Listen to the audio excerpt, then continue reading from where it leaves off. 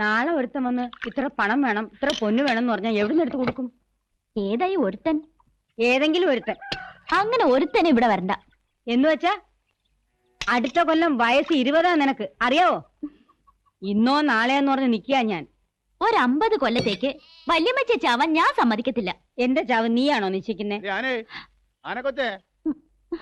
ആനയോ? അതാരാ? അയാൾ എന്നെ കളിയാക്കി വിളിക്കുന്ന വല്യമ്മച്ചി.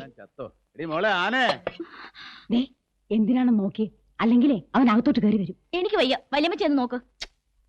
അവൻ വല്ലതും പറയും, എനിക്ക് അങ്ങോട്ട് ദേഷ്യം വരും. എനിക്ക് അയാൾ കാണുന്നതേ വെറുപ്പാ. എന്തോ ചെയ്യും ഓരോ പുലിവാലും. യവനെ ഞാൻ. എന്താ കുഞ്ഞെ, വിളിച്ചോ? കൊച്ചുമോളെവിടെ വഴക്കാളി? ആന കൊച്ച് എന്നാത്തിനാ? ഞങ്ങളുടെ കിണറ്റില് വെള്ളം പറ്റുമെന്ന് പറഞ്ഞ് ഭയങ്കര ബഹളമായിരുന്നല്ലോ. ഇനി വാ വല്യമ്മച്ചി.